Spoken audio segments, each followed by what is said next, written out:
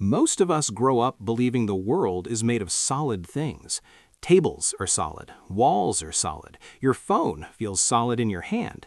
But here's the first quiet shock. Solidity is an illusion. If you could shrink yourself down, not with imagination, but with physics, you would discover that everything you think is solid is mostly empty space. And I don't mean a little empty. I mean almost entirely nothing.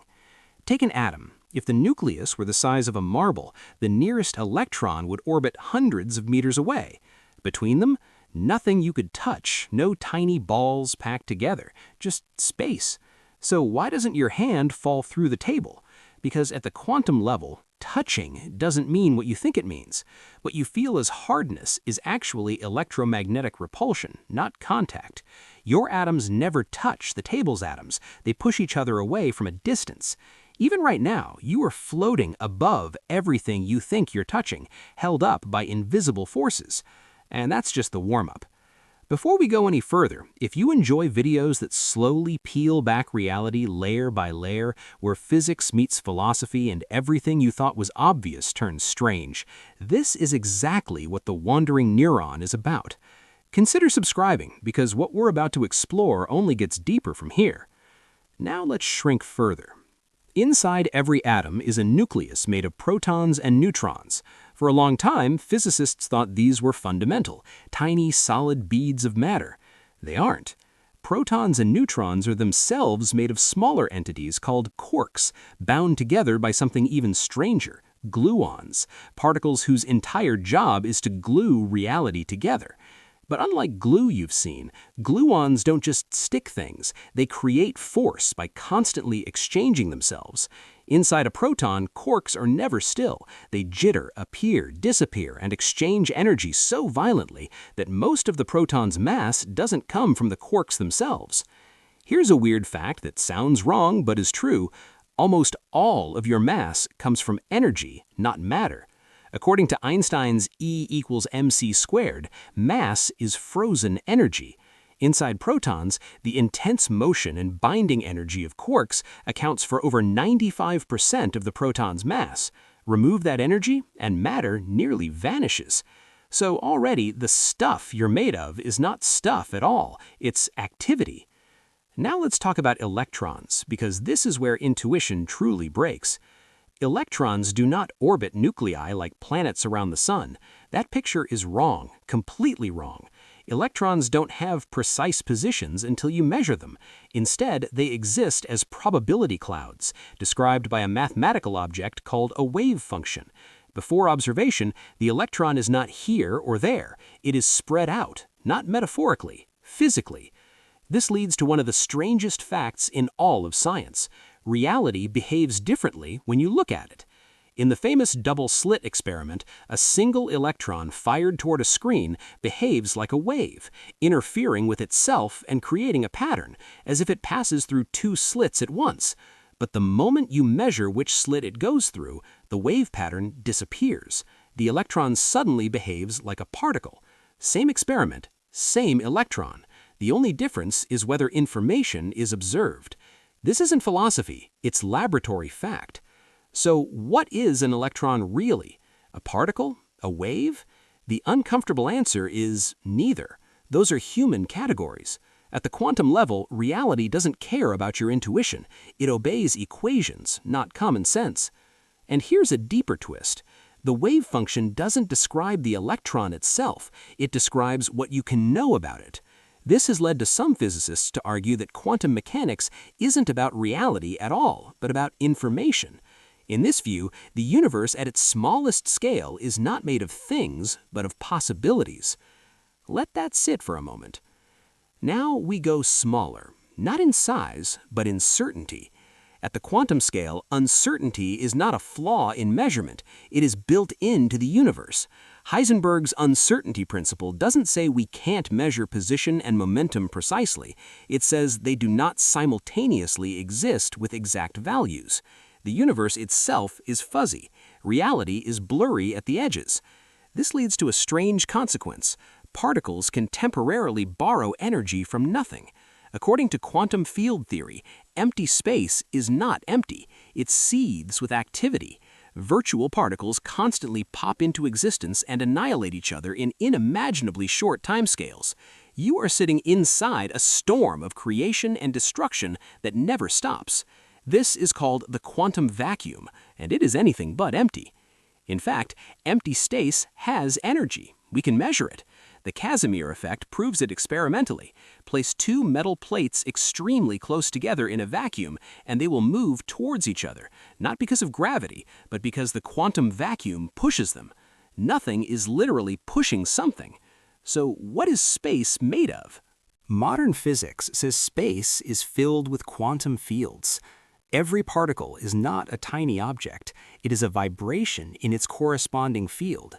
The electron is an excitation of the electron field. Photons are ripples in the electromagnetic field. Quarks vibrate in quark fields. You are not made of particles. You are made of fields vibrating in patterns stable enough to think they are solid. This flips the question completely. Instead of asking, what is inside the quantum world, we should ask, what is the quantum world made inside of? And the answer appears to be fields, probabilities, and information. Here's another unsettling fact. The same electron has no identity. All electrons in the universe are perfectly identical, not similar, but indistinguishable. There is no way to label one electron and tell it apart from another. In quantum mechanics, swapping two identical particles changes nothing. Individuality disappears. This means the universe doesn't keep track of which particle is which. That idea, identity, might be something that only exists at large scales, like names and faces. Deep down, reality doesn't label its components. Now let's descend further, where even particles dissolve. Quantum field theory predicts fluctuations so violent at extremely small scales that space-time itself becomes unstable. At distances near the Planck length, about 10 to the negative 35 meters, space and time are expected to lose their smooth structure. Instead of a calm fabric, space-time becomes quantum foam, bubbling, twisting, tearing, reconnecting. Distance stops meaning what it used to mean. Time may no longer flow smoothly. Cause and effect blur. We don't yet have a complete theory here. This is the edge of human knowledge. General relativity and quantum mechanics both work extremely well, but they disagree violently at this scale. One treats space-time as smooth, the other makes everything probabilistic. And right here, at this boundary, physicists suspect something radical. Space-time itself may not be fundamental.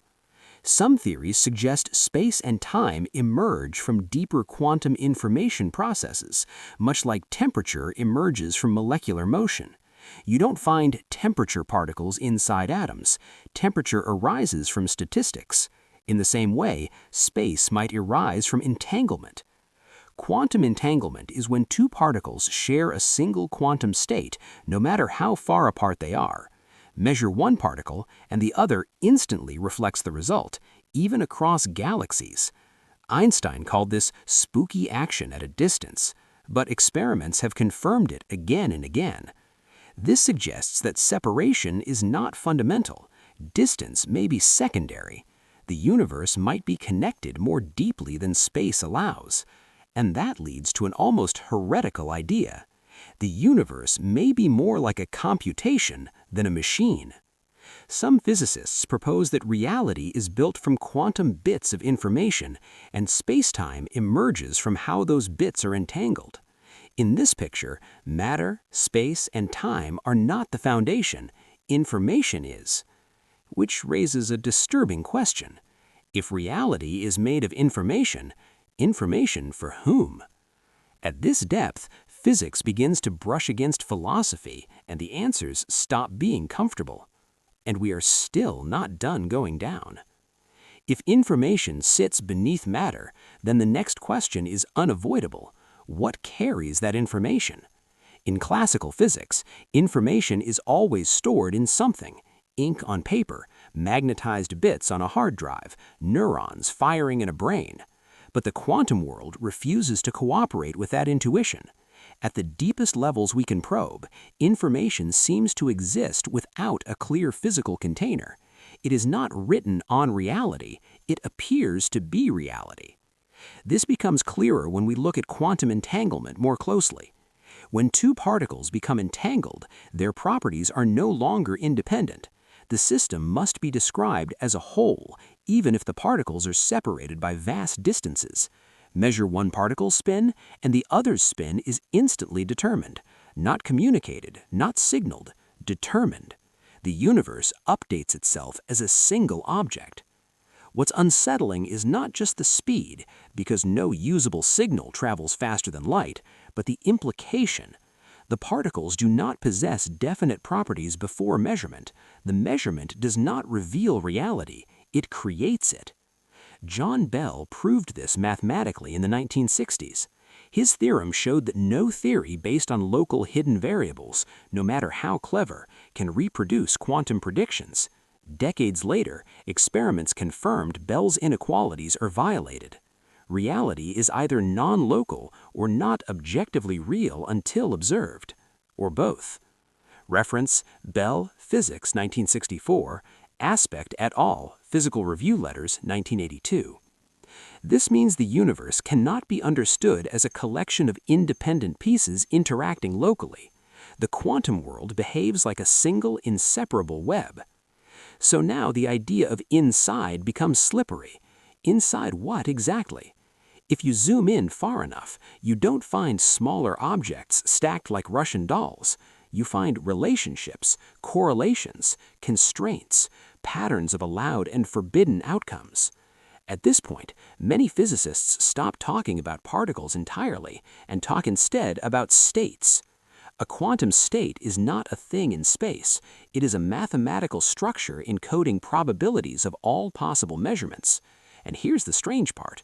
The quantum state lives not in ordinary space, but in an abstract space called Hilbert space, which can have dozens, hundreds, or infinitely many dimensions.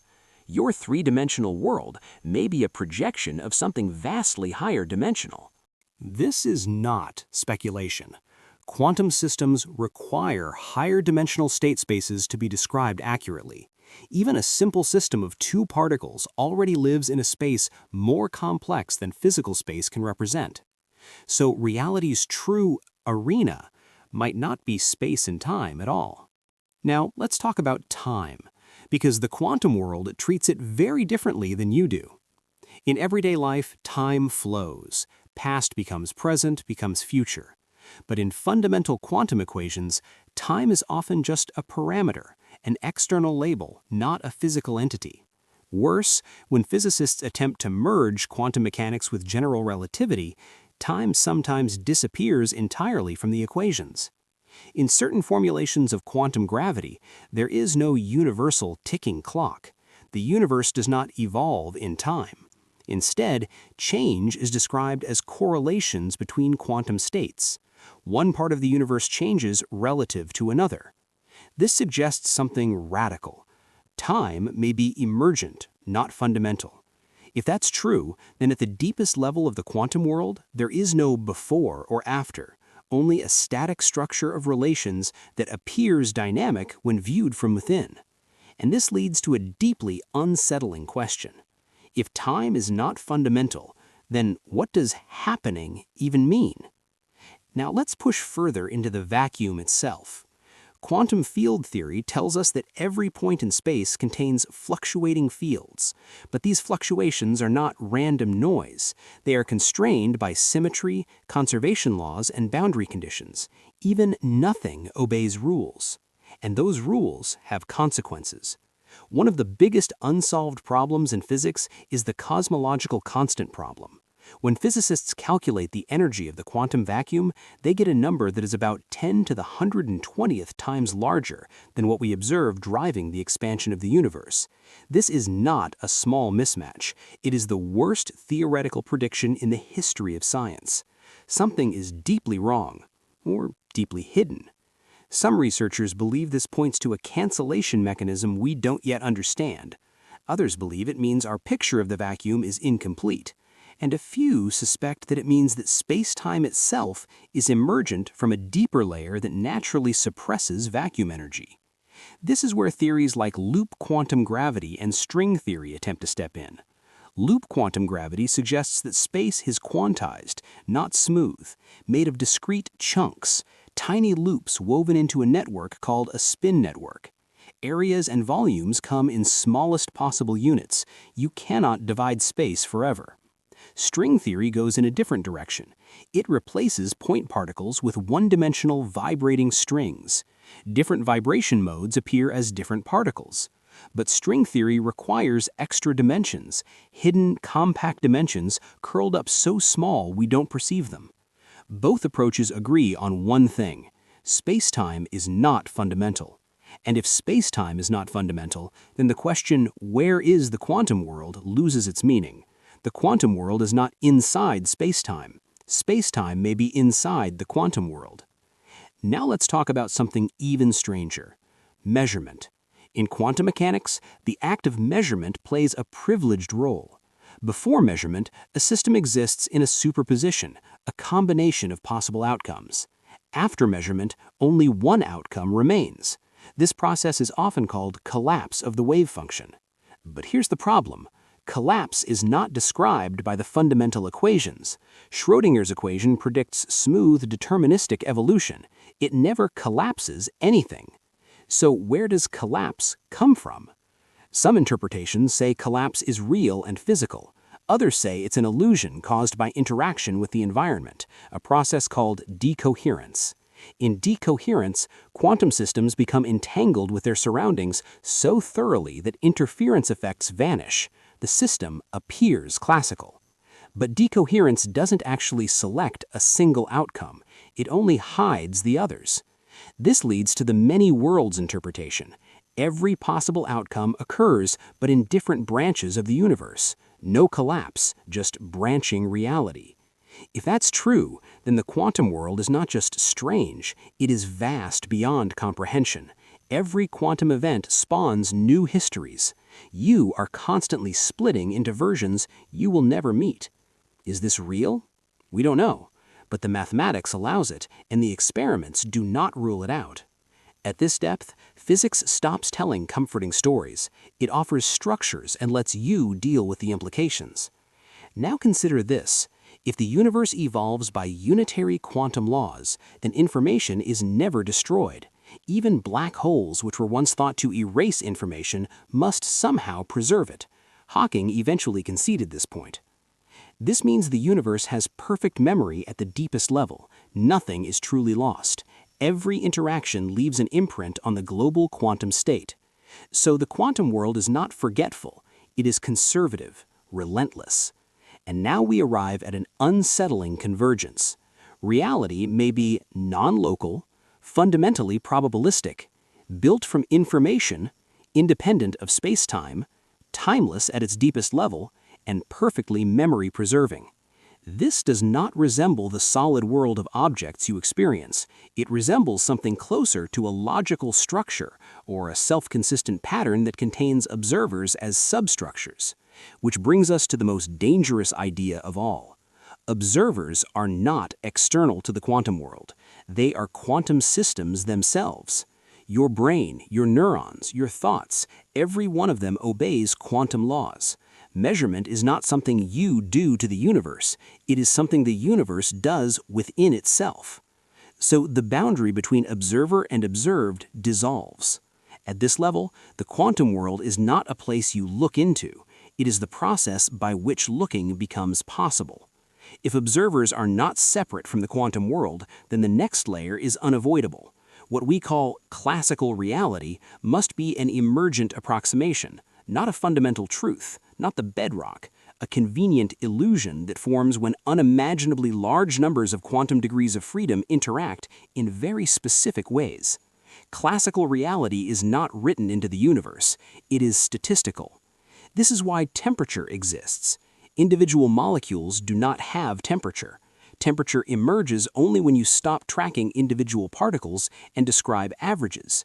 In exactly the same way, solidity, location, and even causality may be emergent concepts, valid only when you stop asking too many questions.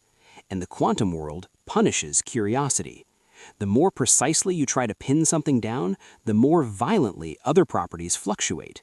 This is not because measurement disturbs the system, it is because the system does not possess those properties simultaneously. Reality is contextual. What exists depends on how you interrogate it.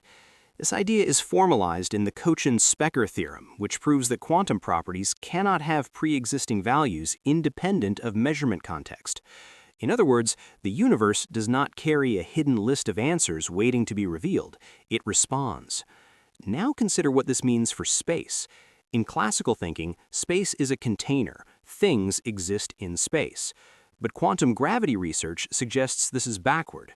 Space may be a bookkeeping device we invented to track relationships between quantum degrees of freedom. In certain models, geometry itself emerges from entanglement. The more entangled two regions are, the closer they appear in space. Distance is not fundamental, it is a measure of informational connection. This leads to an astonishing idea. You could change geometry by rearranging information. In these models, space-time is not smooth fabric, but a network, a graph of relationships. Curvature is not bending of space, it is an imbalance in entanglement. Gravity becomes not a force, but an entropic effect, a tendency of information to rearrange itself. This idea has mathematical backing in approaches like the ADS-CFT correspondence, where a gravitational universe emerges from a lower-dimensional quantum system with no gravity at all. A universe with gravity can be equivalent to a universe without space. That sentence should feel uncomfortable. It should. Now let's address the question people avoid. Why is the quantum world describable by mathematics at all? The equations work with absurd precision. Quantum electrodynamics predicts experimental outcomes accurate to more than 10 decimal places. This is not normal. This is not what messy reality usually does. Why should abstract symbols written by human minds capture the behavior of the universe so perfectly? Some physicists argue that mathematics is not a language we use to describe reality, it is the structure reality instantiates. The universe does not follow equations, the universe is an equation, or something very close to one. This gives rise to the idea that the quantum world is fundamentally relational and rule-based, not substance-based. It is not made of stuff, it is made of allowed and forbidden transitions. At this depth, matter dissolves into law. But laws alone are not enough. Laws describe what can happen, not why anything happens at all. So let's go even deeper. Why is there something rather than nothing? Quantum physics gives a dangerous answer. Nothing is unstable. In classical logic, nothing is the absence of everything. In quantum physics, nothing still has structure, symmetries, and constraints. A true vacuum is not blank. It is the lowest energy state of a system, and that system already exists. This suggests that absolute nothingness may be impossible. The moment you allow laws, possibilities exist, and possibilities fluctuate. Some cosmological models propose that the universe could arise spontaneously from a quantum vacuum through a fluctuation. No cause, no time, no before. Creation without cause is not forbidden, it is expected. If that's true, then the quantum world is not just what exists inside the universe, it is the reason there is a universe at all. Now consider identity again, but this time your identity. If particles are indistinguishable, if fields are primary, if space-time is emergent, then what makes you, you? There is no sharp boundary. Your body constantly exchanges particles with the environment. Atoms flow in and out. The electrons in your brain today are not the same ones you had years ago. What persists is not matter, it is pattern. You are a stable quantum pattern riding on top of deeper fluctuations. Like a whirlpool in a river, you are not made of specific water molecules. You are made of motion constrained by rules. This makes death, birth, and persistence deeply quantum concepts. Patterns arise, stabilize, dissolve. And here comes a disturbing thought. If the universe is fundamentally quantum, and if quantum evolution is reversible, then the information that constituted you is not annihilated. It is redistributed, scrambled beyond recognition perhaps, but not erased. This does not mean survival in any comforting sense. It means that the universe does not forget, ever.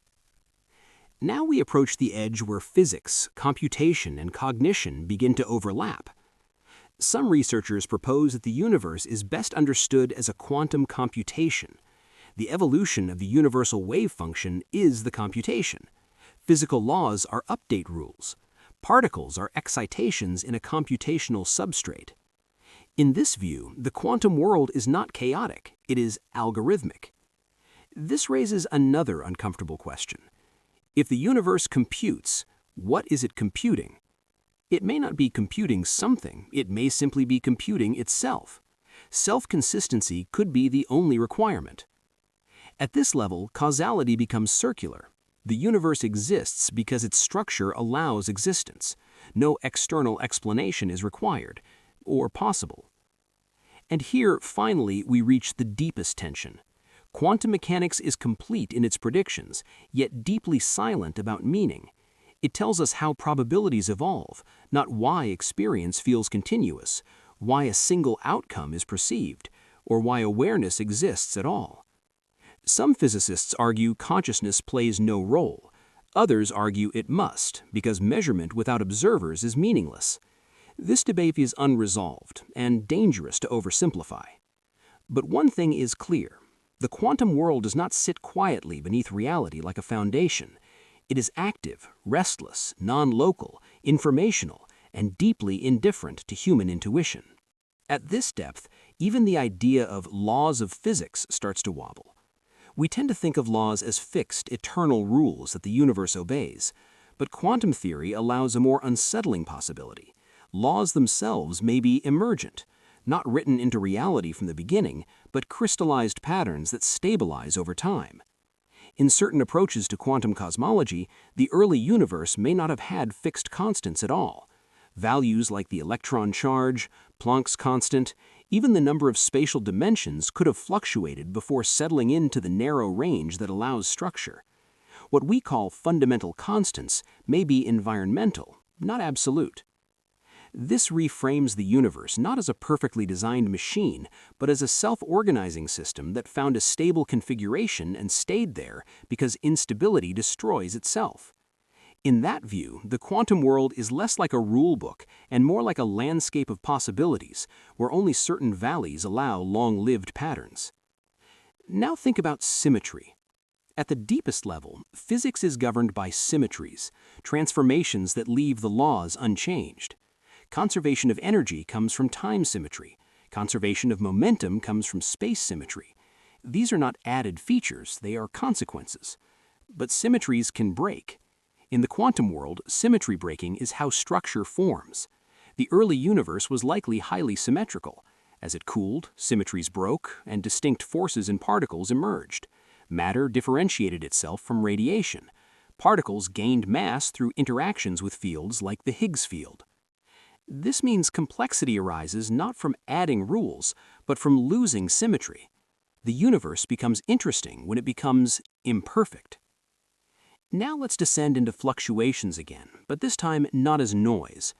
Quantum fluctuations are often described as random, but that's misleading. They are constrained randomness. The probability distributions are sharply defined. The universe does not roll dice arbitrarily. It rolls weighted dice with precise bias. This raises a subtle point. Randomness in quantum mechanics is not ignorance, it is irreducible. There is no deeper variable you're missing. This has been proven. So, the universe is not deterministic in the classical sense, but it is not chaotic either. It is probabilistic within rigid constraints.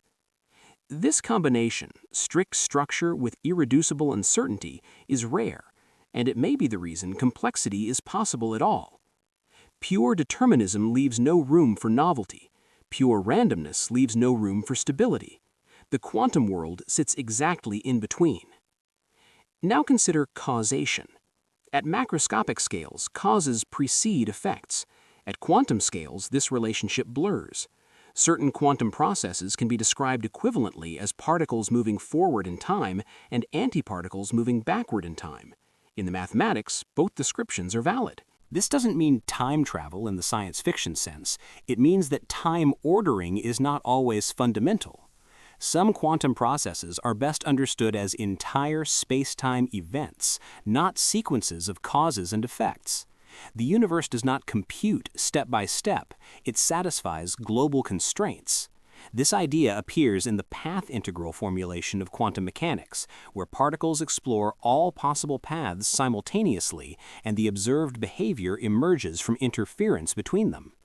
Reality does not choose a path and follow it, it allows all paths and lets structure emerge from their superposition. Now let's talk about locality again, because it truly dies here.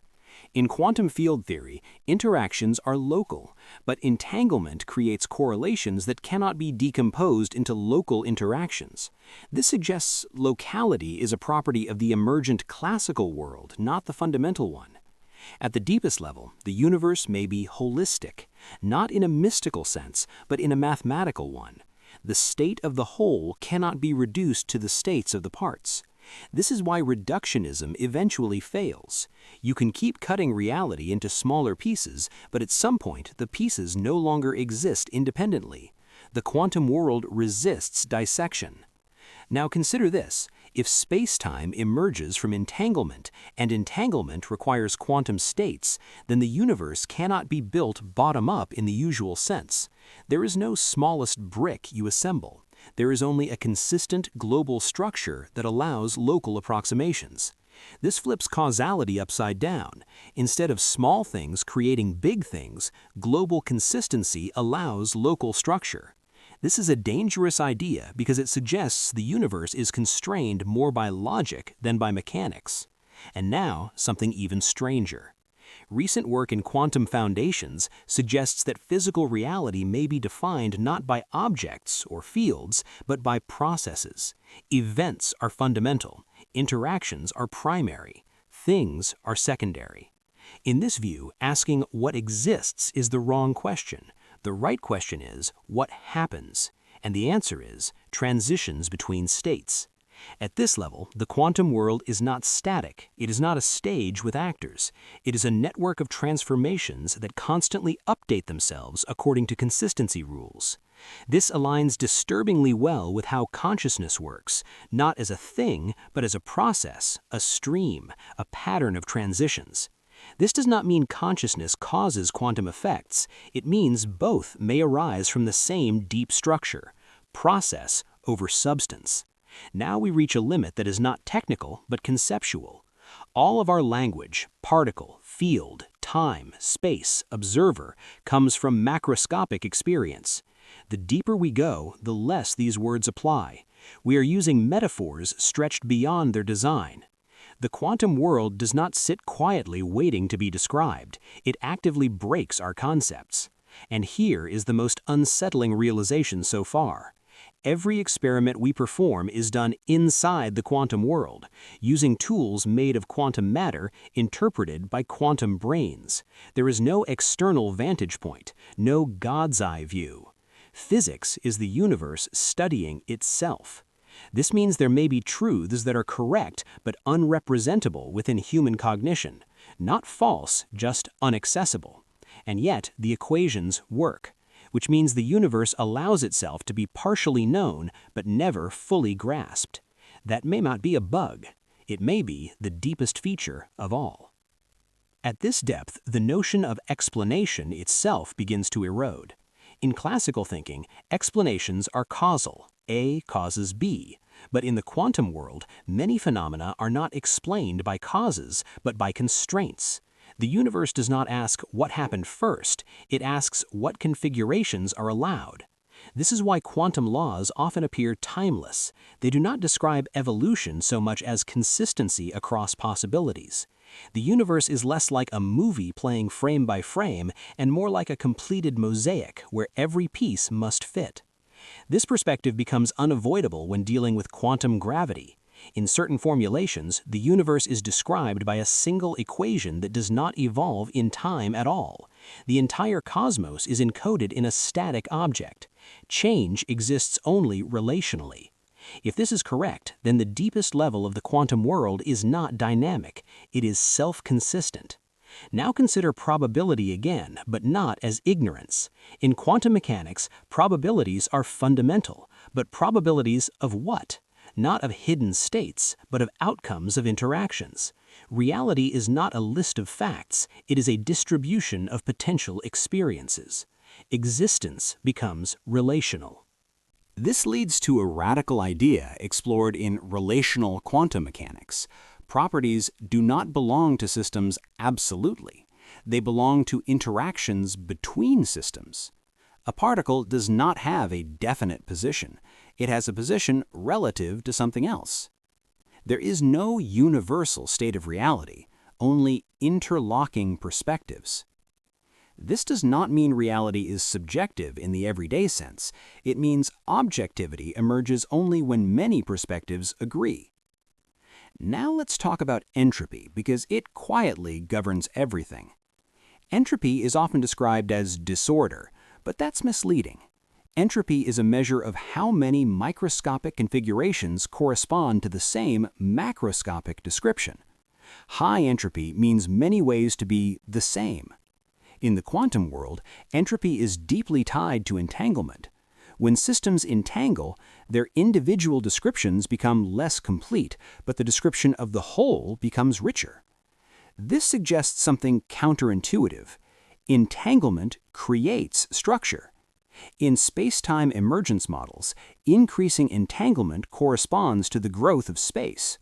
The universe expands not because things move apart, but because quantum correlations increase. Expansion as entanglement growth. Now pause and consider what that implies. The universe may not be expanding into anything. It may be adding relational capacity, more ways for parts to be connected. This reframes cosmology entirely. The Big Bang, in this view, is not an explosion in space. It is the rapid emergence of quantum entanglement structure. Space itself is born from quantum correlations. So what was inside the quantum world at the beginning? There was no inside, no outside, just a minimal relational structure that unfolded. Now we approach one of the strangest facts known. The laws of quantum mechanics are linear. Superpositions add, probabilities interfere, but the world you experience is nonlinear, stable, classical. That transition from linear to effectively nonlinear behavior is not fully understood. Decoherence explains why superpositions become unobservable, but not why a single outcome is experienced. This gap is sometimes called the measurement problem, and it is not solved. Some physicists propose objective collapse theories, where quantum superpositions spontaneously collapse when systems become sufficiently massive or complex. Others propose that collapse never happens. What matters here is not which interpretation is correct, but what they share. The quantum world does not privilege human experience. Classical reality is not guaranteed. It is contingent. And contingency is a dangerous word. If classical reality is contingent, then other regimes may exist, regimes where causality, identity, and continuity do not behave as expected. We may simply be trapped in a stable pocket of possibility. Now let's consider computation again, but with a sharper lens. Quantum computers exploit superposition and entanglement to process information in ways classical computers cannot. They do not try all possibilities in parallel in a naive sense. They manipulate probability amplitudes so that wrong answers cancel and right ones reinforce. This is exactly how the universe behaves. Which raises a deep suspicion. Quantum mechanics is not just the rules of nature, it is the optimal way to process information. If that's true, then the universe may be constrained by computational efficiency. Only laws that allow stable information processing can persist. This would explain why the universe is mathematically elegant rather than arbitrarily complex. elegance is not aesthetic, it is economical. Now we reach a point where metaphors begin to fail entirely. Is the quantum world physical, informational, mathematical, computational? The answer may be none of these categories are fundamental. They are shadows cast by a deeper structure that has no classical analog. At the deepest level we can currently gesture toward, the quantum world stops behaving like a physical system altogether and starts behaving like a space of constraints. What exists is not determined by what is, but by what is allowed to be consistent. Equations don't push reality forward, they filter possibilities. Only self-consistent structures survive. This is why paradoxes vanish when framed correctly. Quantum weirdness is not contradiction, it is over-constraint. Reality is forced into strange shapes because only those shapes satisfy all the rules at once. When particles appear to decide outcomes randomly, they are not choosing. They are landing in one of the few configurations that do not violate global consistency. In this view, causality is not fundamental. It is a storytelling tool the brain uses to compress experience. The universe does not run forward like a clock. It satisfies conditions all at once. This reframes the question, what's inside the quantum world, into something more precise and more unsettling. What kinds of worlds are logically allowed to exist at all? Now consider this. The quantum world does not optimize for simplicity, beauty, or intuition. It optimizes for stability under its own rules. Anything that cannot persist collapses instantly. What remains looks structured only because everything else vanished. This means existence itself is a filter. Your universe is not special because it is perfect. It is special because it did not self-destruct.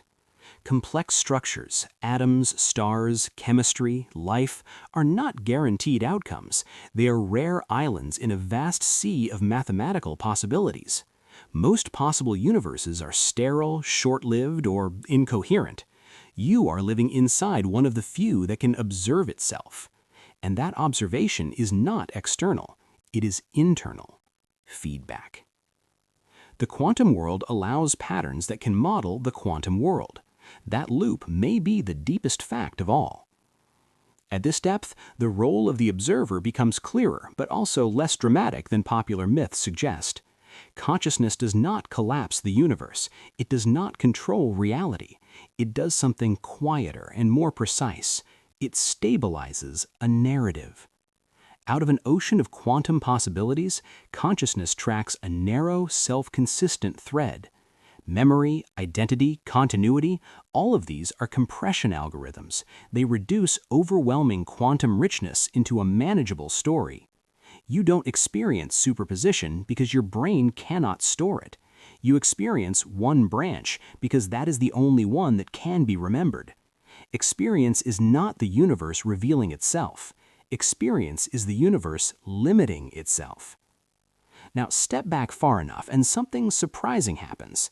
All the strangeness, uncertainty, non-locality, emergence, entanglement starts to look inevitable, not mysterious, necessary.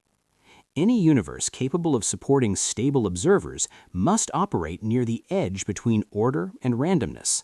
Too rigid and nothing new happens, too chaotic and nothing lasts. Quantum mechanics lives exactly at that edge.